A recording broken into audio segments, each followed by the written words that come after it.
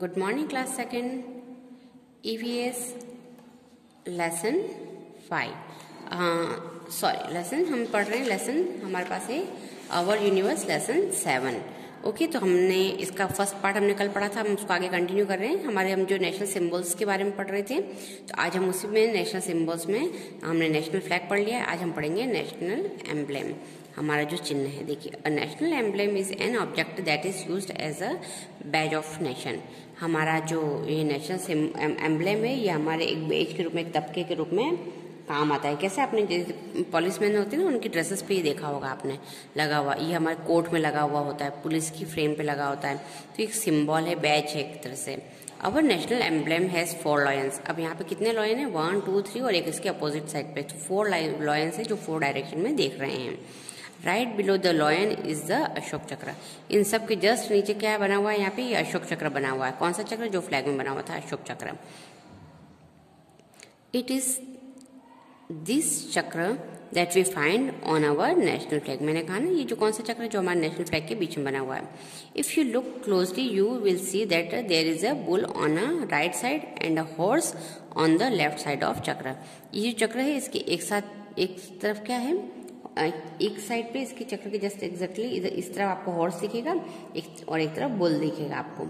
ठीक है, यहाँ पे इसकी जो एनिमल्स है, इसको आप बिल्कुल ध्यान रखना, horse and bull. The word सत्यमेव, which means truth along trumps, तो are written in the bottom। अब ये क्या लिखा है? सत्यमेव जयते मीन्स क्या होता है? सत्य हमेशा जीतता है। सत्यमेव जयते, तो सत्य हमेशा जीतता है। The national emblem is also found on our coin and notes. हाँ, ये जो नेशनल एम्ब्लेम है, ये हमको हमेशा हमारे कॉइन्स और नोट पर देखने के लिए मिलता है। तो आज आप क्या करेंगे?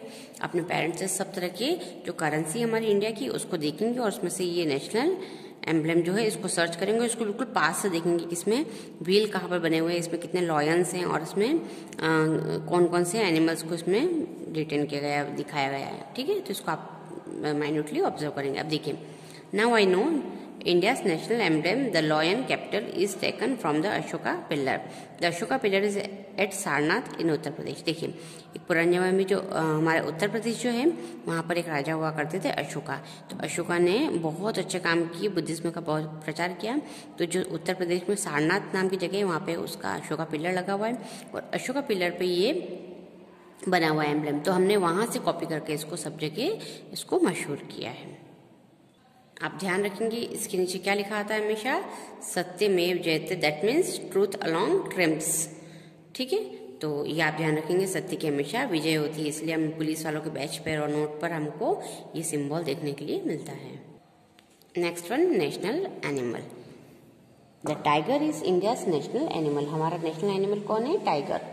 It stand for strength, courage and bravery. और ये टाइगर्स को हम क्या समझते हैं?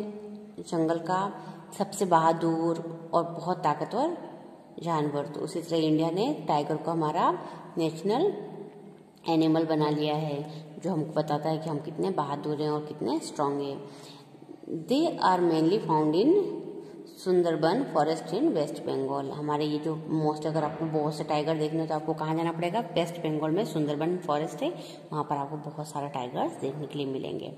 Next one is national bird. अब नेशनल बर्ड कौन सी है? The peacock is the national bird of India. हमने नेशनल बर्ड के रूप में हमने पीकॉक को सेलेक्ट किया। The bird represent India beauty and peace. ये देखो, बहुत ब्यूटीफुल है। तो हमारी इंडिया की ब्यूटी को कौन शो करता है? पीकॉक। और पीस, शांति, कभी बहुत शांत एनिमल है, बर्ड है, तो हमने इसको लिया है। तो ब्यूटी और पीस के लिए इसको हमने सिंबल बनाया है। The peacock spread out it's colourful feathers and dance when it's rain. देखो, ये मोर जो होता है अपने सुंदर से पंखों को फैलाता है, और जब बरसात होती तो नाचता है। तो ये बहुत सुंदर दिखता है। इसकी सुंदरता से इम्प्रेस होकर हमने इसको नेशनल बर्ड घोषित किया है। Next, national flower. The lotus is India's national flower. सबसे सुंदर फूल कौन सा है? लोटस। तो हमने इसको नेशनल फ्लावर घोषित किया है। The flower represent purity and love. और किसका सिंबल है? प्योरिटी और लव का। ठीक है, देखो नीचे देखो, पानी रहता है, पानी में गंदगी भी रहती है, लेकिन फिर भी उसमें बहुत ही सुंदरता से और साफ तरीके से खिलता है। सबसे प्यारा फूल है, और इसको जब हम तोड़ते हैं तो उस पर जरा भी कीचड़ नहीं होता है। तो इसी को देखिए, प्योरिटी एंड लव के सिंबल के रूप में हमने नेशनल फ्लावर्स को सिलेक्ट किया है। Next one is national anthem. Anthem is a song that talk about a country. Anthem क्या होता है? एक सॉन्ग होता है जो हमारे देश के बारे में बताता है। तो Jana Gana Mana written by Rabindranath Tagore is India's national anthem. तो हमारा नेशनल एंथम कौन सा है? Jana Gana Mana. We stand still while singing our national anthem. जब कभी हम हमारा नेशनल एंथम कहीं बजता हुआ सुने, किसी को गाते हुए सुने, तो हमको उस समय वहीं पर रुक जाना है। और रुकने का क्या मतलब है? आप अपने राष्ट्रीय गान का सम्मान कर रहे हैं। तो ये चीज़ हमको फॉलो करनी है और हमको दूसरों को भी सिखानी है। National song. अब नेशनल सॉन्ग कौन सा है? Vande Mataram, composed by Bankim Chandra Chatterjee is our national song. हमारा नेशनल सॉन्ग कौन सा है?